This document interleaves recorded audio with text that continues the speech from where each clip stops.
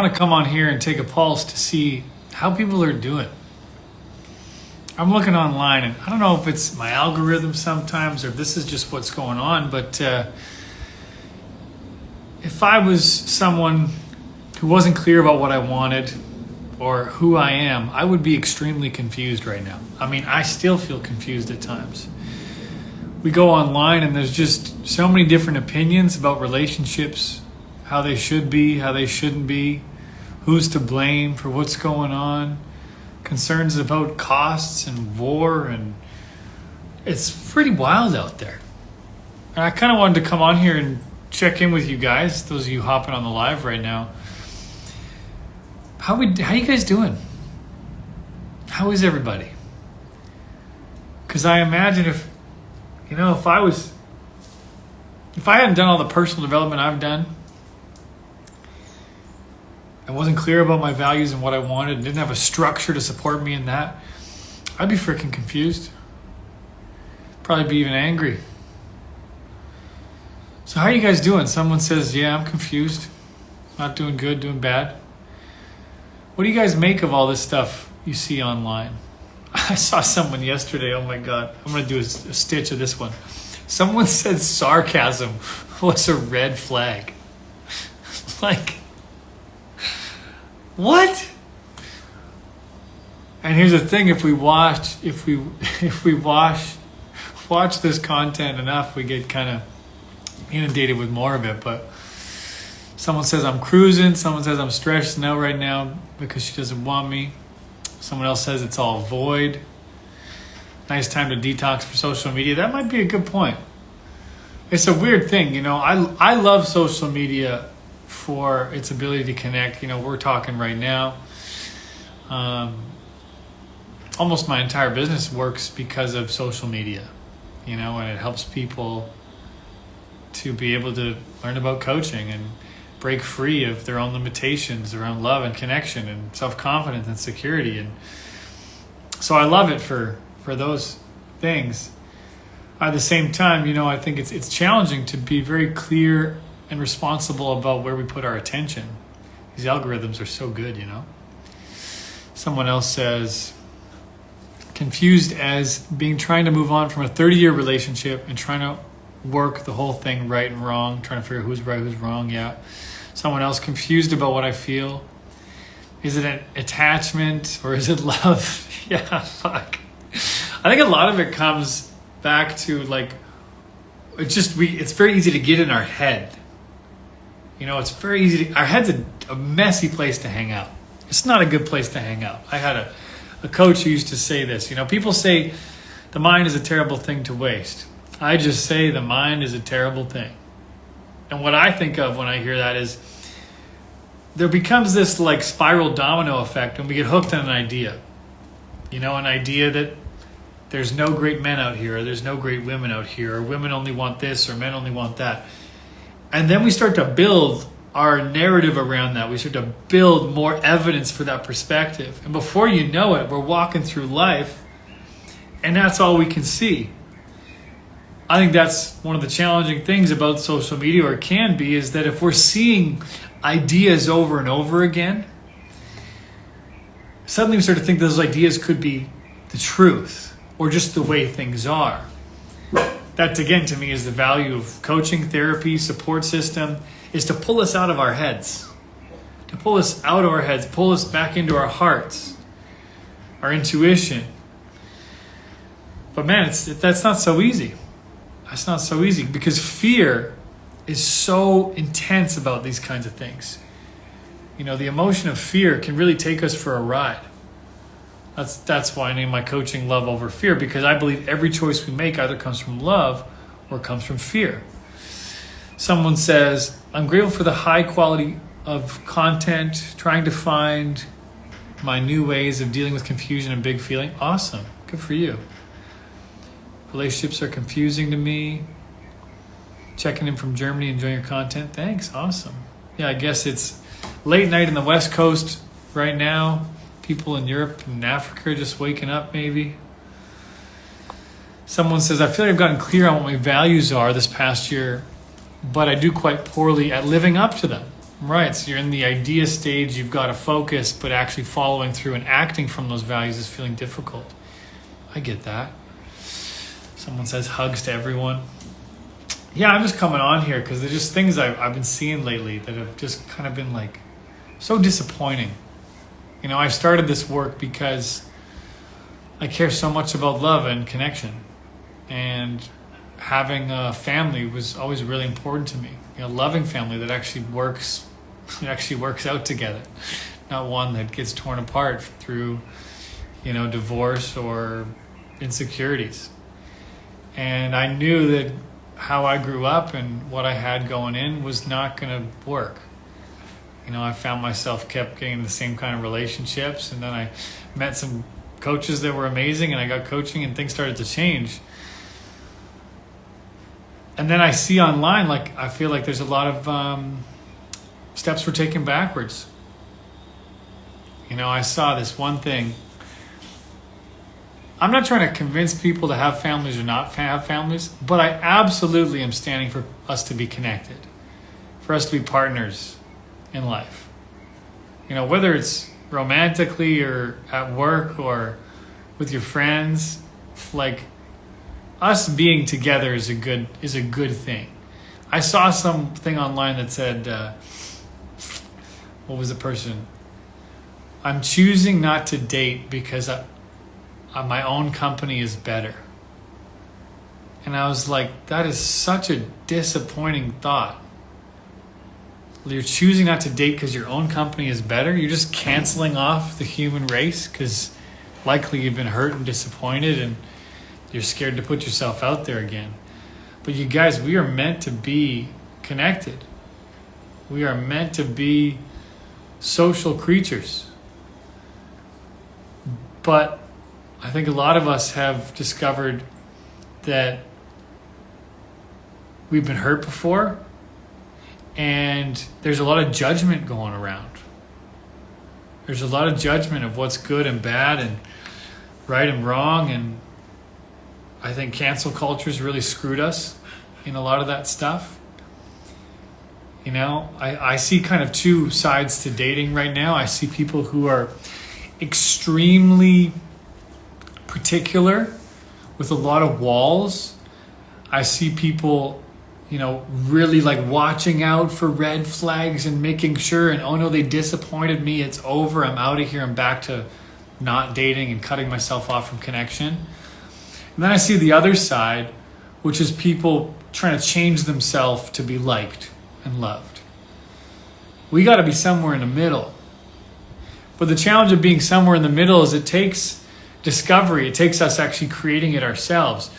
It doesn't have as clear of a label as they've got a red flag, or you're a narcissist, or I have walls up. And we love our labels. We love being able to make sense of what's going on. But the real sweet spot of love and connection, it's a dance. You know, it's actually this playful experience. And it's like, oh, I stepped on your toes there. Oh, I'm a little too far away. How do we reconnect together? And I think these are the tools that many of us really have spent very little time training. The ability to reconnect. The ability to be vulnerable. The ability to forgive. The ability to tolerate each other. You know, I saw some other posts. It's the extreme examples that get me, that concern me about what we're viewing. I think we need to be cautious about anyone who's sharing extremes. Another one I saw, what was it? It was, it'll come back to me. But these extreme examples of, if they let me down once, they're going to let me down again. Well, yeah, of course they are. You guys, we're going to get let down in life, in relationships. How do we repair? How do we come back to each other? No one's perfect. This is what it was. Someone said, I want my kids to see that my husband loves every part of me, that he is fully in love with me in every possible way. And I heard that and I was like, do you know anybody that loves every part of anybody? I was giving this example in one of my post a week, 2 ago, of like, I don't love everything about my wife. And she certainly doesn't love everything about me. There's nobody on the earth where I'm like, I love every single thing about that person. No, sometimes that person can be impatient or annoying or needy or evasive. This is part of the human experience. But I think all of these things we're trying to do to manage and control dating and relationships in life, it all comes back to us trying to make sure we don't get hurt. And I think that's a really foolish way to go about life. I'm going to do everything I can to mitigate pain. How about instead, we do everything we can to train our courage, to exercise our muscles in resilience, to learn how to be vulnerable and bold. Yeah, someone says the dog example. I love everything about my dog. I bet you don't. Someone just said, sometimes my dog pisses me off. You also got to pick up some shit from time to time. Literally. I just want us to be more of a team. I want us to open up dialogues about things and be less defensive, more connecting, to be more open and less judgmental. You know, these are skills, you guys. These are tools. But if we bring our attention towards what's wrong, who's wrong, where am I to blame, how are you to blame, we get stuck in this vicious cycle, this brutal loop of upset and disconnection. So I just kind of coming on to you guys here and seeing where people are at, you know, seeing how people are feeling about all the stuff they're seeing. Because I would consider myself a pretty secure and focused person. And the stuff I'm seeing can be triggering and upsetting and confusing. So thanks for sharing, a few of you, how you're doing. I'll stay on here for maybe 5-10 minutes if you guys want to do some Q&A, ask any questions. Feel free to share where you are right now as well. Very curious. I want to help more people. I want more people to get this work. I don't want people to miss out on what's possible for them in love and connection. I want this game of life to be one that's really fun and adventurous and scary, but that doesn't stop us. Someone says they're in LA. But yeah, stay tuned. In the next 2 days, I'm going to be updating you guys on a pretty cool opportunity to support as many people as possible. Stay tuned for that. Belgium. Yeah, I figured it would be like late night West Coast people, given the time of this, and early morning Europe people. Any questions, you guys? Anything you want to ask? Someone said, what have you been seeing lately? I've just been seeing a combination of things. I don't want to say like it's all negativity or it's all positivity. I've just been seeing one thing. I hesitate to talk about this because I'm not sure. I don't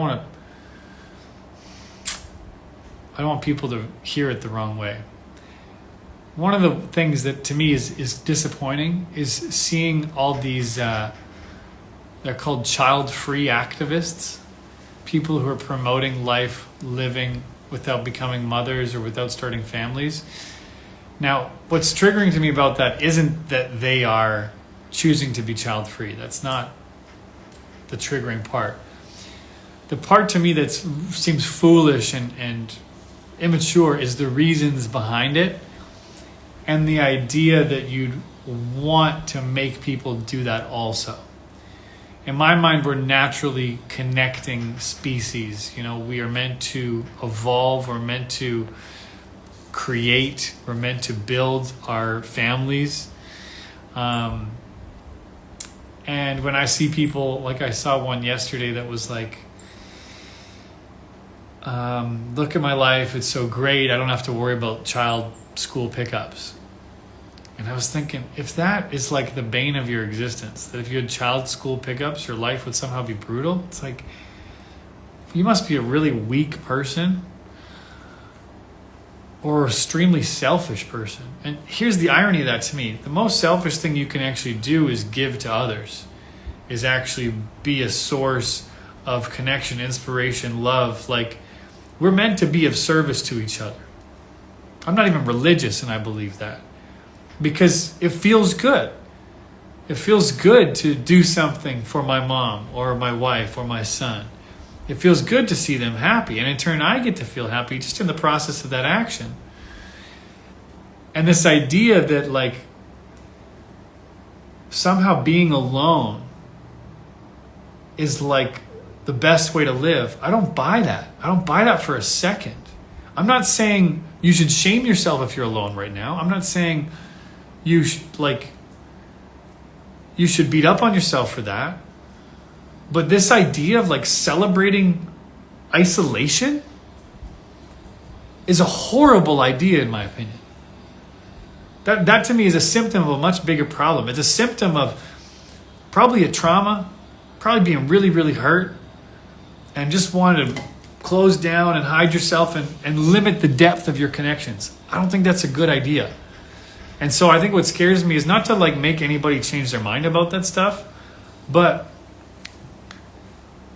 I don't want people to be brainwashed into thinking that's a good idea.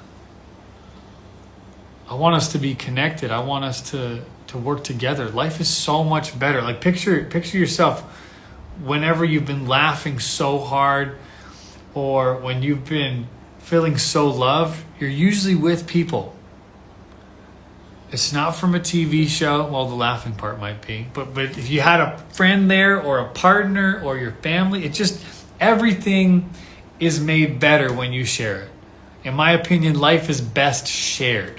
Life is not best in isolation because if you had a wife, she wouldn't cook you the right food, or if you had a husband, he wouldn't clean the right way. That's such small-minded thinking. So if anything, if what I'm saying triggers you, then maybe I'm not the guy for you to follow. Because I'm definitely here to stand for love and connection, connected families. You don't even have to have kids. But don't for a second think that you're better off not on this planet, or that somehow it's a better idea to isolate yourself from people. It's not. It's so not. So this is a little rant, you guys. We'll have a little rant with you. Someone says, I have a kid, hardest job in the world. Some people have suffered and are limited. Yeah. The school pickup is the least of your worries. Let's see here. Been hurt for many years. Now I'm dating again, but I'm so scared to get hurt again. Can I tell the new partner about my past trauma? See, that's honest. Elisa, that's so honest. You've been hurt for many years, and now you're dating again, and you're scared to get hurt again. Of course you are. I'm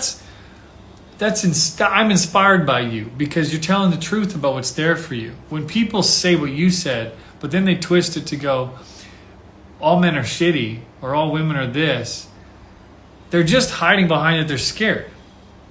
So let's address the real problem. I'm scared. Of course you're scared. I'm not even here to tell you not to be scared. You've given your heart to someone. It didn't work out. That hurts. That hurts. And the fact that you're opening up again is courageous. That's a win. And my goal with this work, with this content, with my coaching, is to help people build a momentum of these kinds of wins. Because that adds together. You open yourself up to dating, all of a sudden you've built a little muscle of courage. And you might get hurt again. And is that going to be the end of the story? Are you going to build up these muscles to such a degree that now you're designing your life? You're not a victim to it. That's a fucking great way to live. So, your question, can you tell your new partner about your past trauma? Feel it out. Take your time. If you're on date number 1 or 2, I wouldn't share too much about your past. Instead, I'd focus on the present with this person. That's what I would focus on. If you're dating right now, focus not on like trying to meet your dream partner, just like see if there's a connection. Let's have that be the motive for going out, you guys. Is there a connection? Because this stuff's just too intense. We're just being too intense about this love stuff. Let's go out there and see if we got a bit of chemistry, a little playfulness, have a little fun. I'm not trying to find out if you're the person I'm going to make babies with. It's too early to answer that question. And maybe that's part of the problem. We're trying to answer questions in a time when it doesn't make sense to answer them. Someone says, how do I set better boundaries when feeling confused? when learning new ways of being, when the old boundaries don't necessarily work anymore. So when you're feeling confused, it's not a great time to start setting boundaries. Or maybe a boundary you could set when you're feeling confused is a boundary of pausing. Let's say you're with someone and you're not sure how you want to go about the situation or the conversation. The boundary right there might be, I'm feeling stuck. I'm not feeling clear about what I want or what to do in this situation. Can we revisit this tomorrow, in an hour, the next day? That might be the boundary to give yourself some space so you're not stuck in that state of confusion. I think one of the most self-aware, responsible things we can do is be present to the state that we're in and what that state is available for. What do I mean by that? If I'm in a state of scarcity or anger, it's not a good time for me to make any decisions. That's not even a good time to break up with your partner. I'm not in a state where I'm thinking clearly. So I got to first get myself out of that state and then make the decision. So to get out of that state, you got to do whatever it is you got to do. Maybe it's time for you. Maybe it's communication. Maybe it's talking with a coach. Maybe it's talking with your therapist. Maybe it's reaching out to a friend. Maybe it's meditating. But that's an amazing skill, to be able to check in with the state that I'm in and take responsibility for what I'm capable of in that state. That's self-growth. Someone says, I understand your point of view. I agree with it. Cool. I had someone lie and I'm confused as how to respond.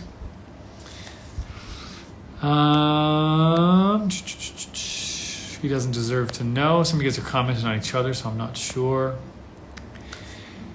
Someone says, I love you too. Don't you think online dating isolated people? Probably. Yeah, probably. But me and you being right about that and blaming online dating doesn't change anything. This is one of the things that we do in coaching is we take out the argument for righteousness. What I mean by that is most of the time in most of our dialogue around love and relationships and connection, we're usually arguing for whose point of view is right, who's right about the opposite sex, who's right about how relationships should go. It doesn't change anything. We're just left with one person being right and one person being wrong. It's not a solution-focused conversation. So I agree with you. I think online dating did create an environment where it was easy to isolate ourselves. If all I have to do with my phone, do this to start a conversation with someone, well then, yeah, I don't really have a motivation to go out and talk to people. Thus, having a domino effect on my ability to communicate and my courage and my willingness to persevere after rejection, all these kinds of things. So this is why I do this work, to train people with these skills and confidence, perseverance, security. These are life skills. Whether you're, here to meet your life partner or simply improve yourself as a human being, these are necessary skills for it. And I think that's where it's a really valuable place to put our energy and attention. So, what's your opinion on LAT relationships? LAT. I'm really bad with acronyms. What does LAT mean? I needed even someone tell me last year what LDR meant, and I'm a relationship coach, long distance relationships. So if you just tell me what that means, I might even already know it, but if see someone else says I don't know what LAT is either. So tell me what LAT is and then we'll get to it. Someone says, when a man senses a woman is insecure in her presence, what does he do to make her feel less insecure? Now this is man or woman. When someone senses someone's insecure in their presence, what does he do to make her feel less insecure? A couple things. One is to really listen. Listen about what those insecurities are. My cat wants attention. She's not going to get it right now. You guys have my attention.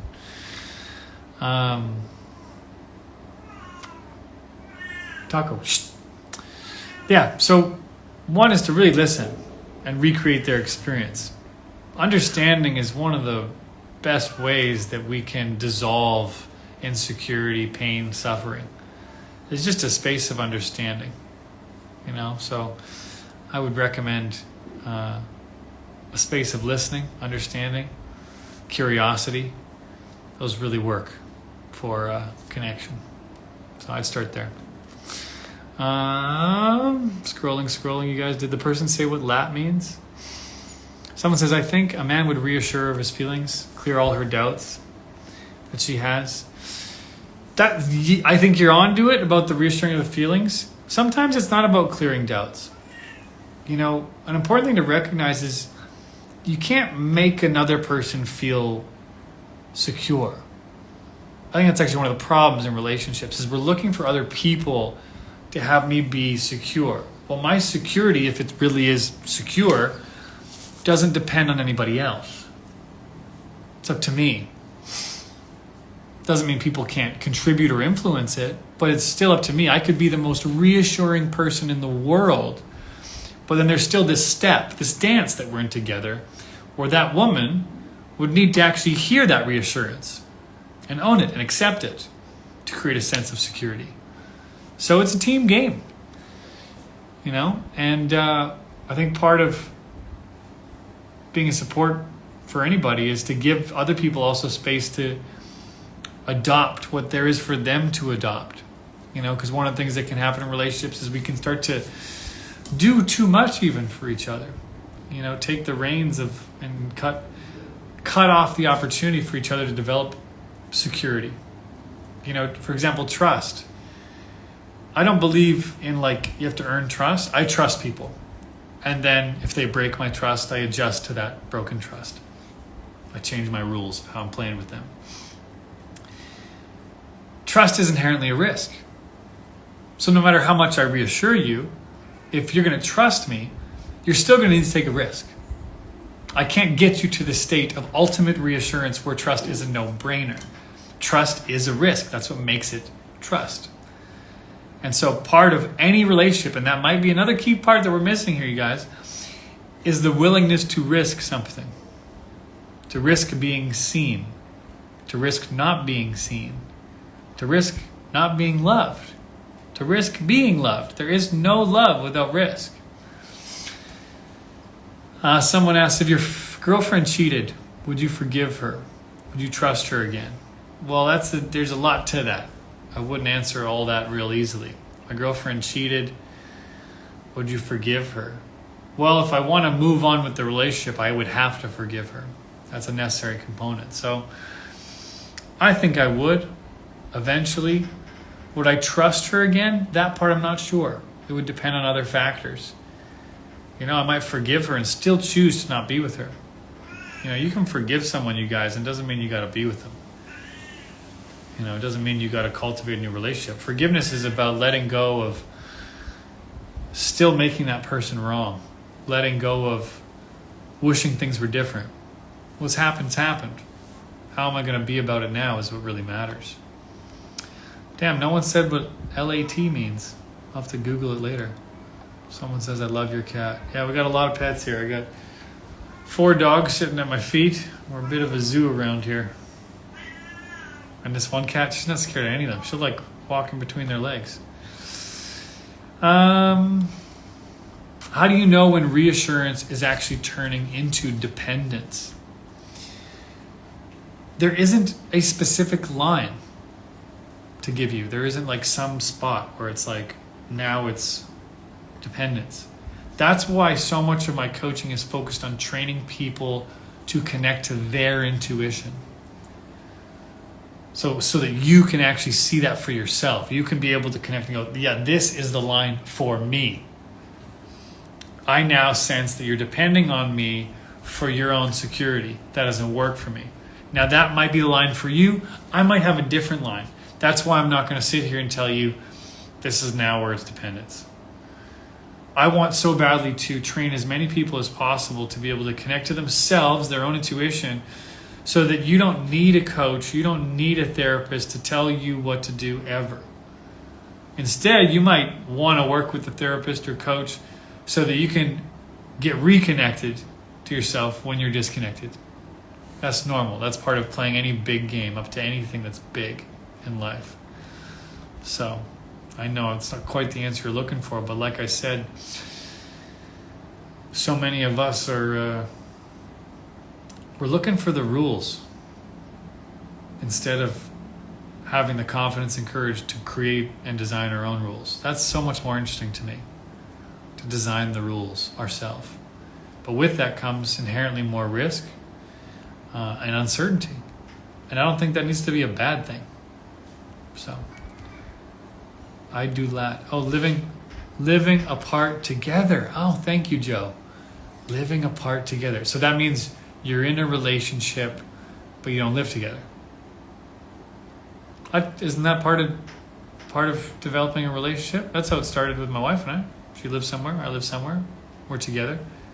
So that's a normal part of a relationship, in my opinion, in the beginning. Some people think you should get married before you even live together. I don't. But again, it's not right or wrong. Is it like, sorry, I'm just confused about this lap thing. Is it like you've been together for a long time, like years, and you just choose not to live together? Like you have a relationship and there's no intention of moving in? Is that what you mean? Someone says, where are the rules written? Yeah, I know. Wouldn't that be nice?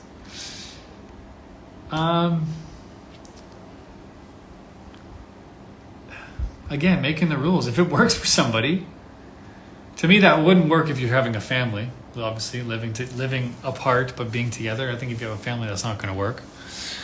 But if you're two people who really like that space and want to do that, I think it could work. If that's how you want to design it. You know, this is the important part, you guys. I want to coach people to design their life, to be the author of how it goes. Not because you're doing what I would do, or John would do, or Susie would do, whatever. I want you to be able to do it the way you want to do it and create it with someone you want to create with, to actually have the skills to deal with the conflict and differences of opinion when they inevitably come up. That to me is so much more valuable. But if we're busy out there looking for the perfect person, waiting for them to prove to us why we should be together, or we're changing ourselves to be with someone to get them to like us, those paths suck. We've all done that. Both of those suck. The path I'm talking about, it is going to take more courage. It's scarier. It's riskier. It's also way more fulfilling. So let me try to brainwash you with that. Someone said something about dependency is not bad. I'm more asking because of a situation I know I'm curious about. Yeah, so there's different kinds of dependency, right? There's codependency, there's interdependency. My wife and I, for example, we take care of each other. There's ways we take care of each other. There's ways I depend on her. There's ways she depends on me.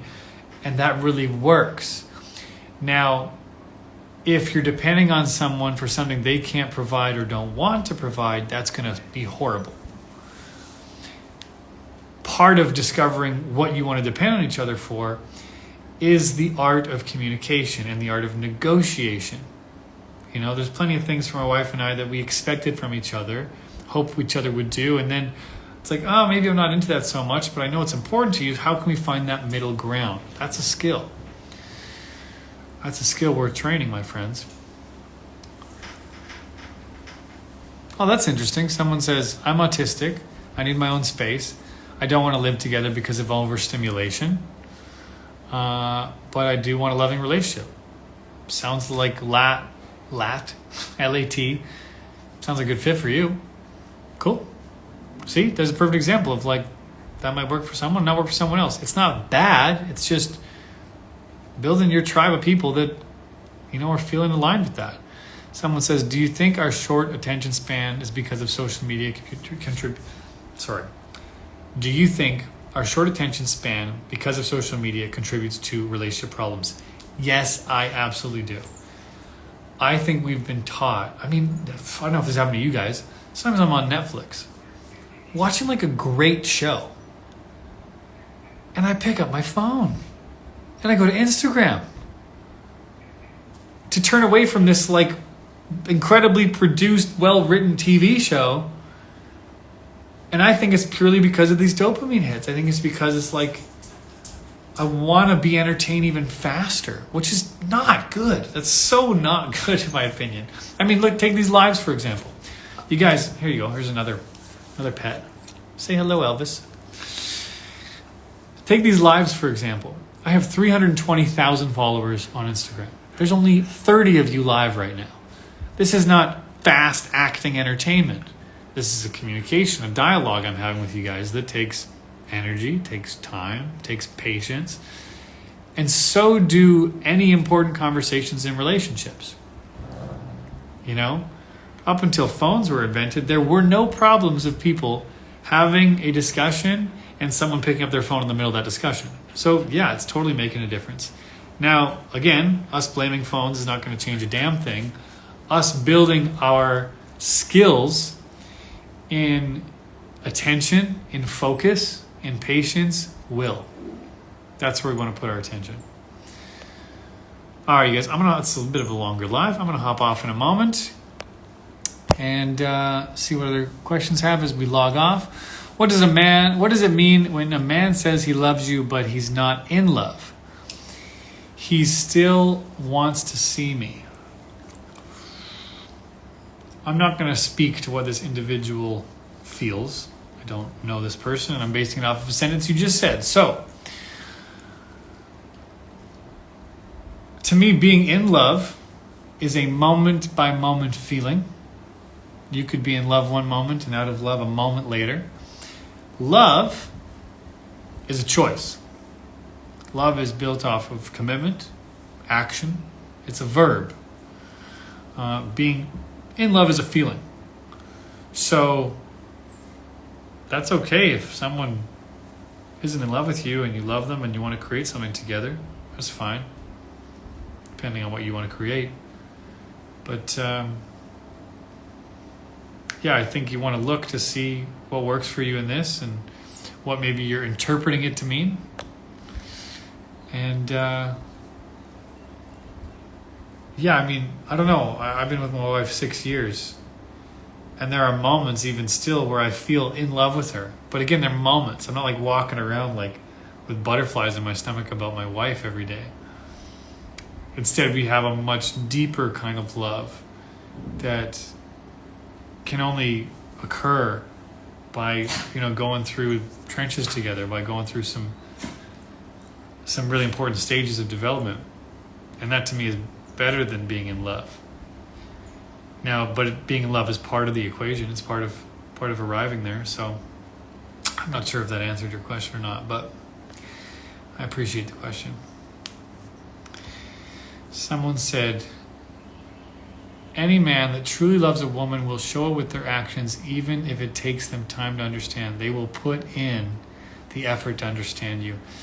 I disagree with you, B. Stunna. I think this is what you just said is one of the problems I'm seeing online and with coaching and therapy, is any of these statements where you say any man this and every woman this. It's a generalization. People put effort in different ways. People show love in different ways. We need to stop generalizing about each other. We need to stop thinking that my definition of how things should go is the definition for all people. And that love should look one particular way even. There's a lot of pressure. Elvis wants to be on camera. Look how dirty his face is. You need a haircut, dude. Yeah, it's okay. You're speaking from your own personal experience. And that's great. See, that's different. That, by the way, that's responsible. Be stunna. If I was to say it like that, that's great. From my experience, the man I was with didn't show actions. Okay, that's speaking responsibly. The problem I'm seeing, the virus I'm seeing, is people have a personal experience and then they project that experience onto everyone else. That is so dangerous. That's why we're in so many of the problems that we're in today. It's like, I had a bad experience with a woman of a certain race in a certain location, therefore all women of that race in that location do this. That's not true. It's not true. It's made up. So we got to get responsible for how we talk. That's a big one. I want to do another live on so many things. But let's probably leave it here because I'll go on forever. Anyways, you guys are awesome. Thanks for tuning in. And every time someone tunes into these lives, comments, engages with this work, I see you as people who are up to making a difference in their life, people who want to connect and want to have higher quality of love, and that's wonderful.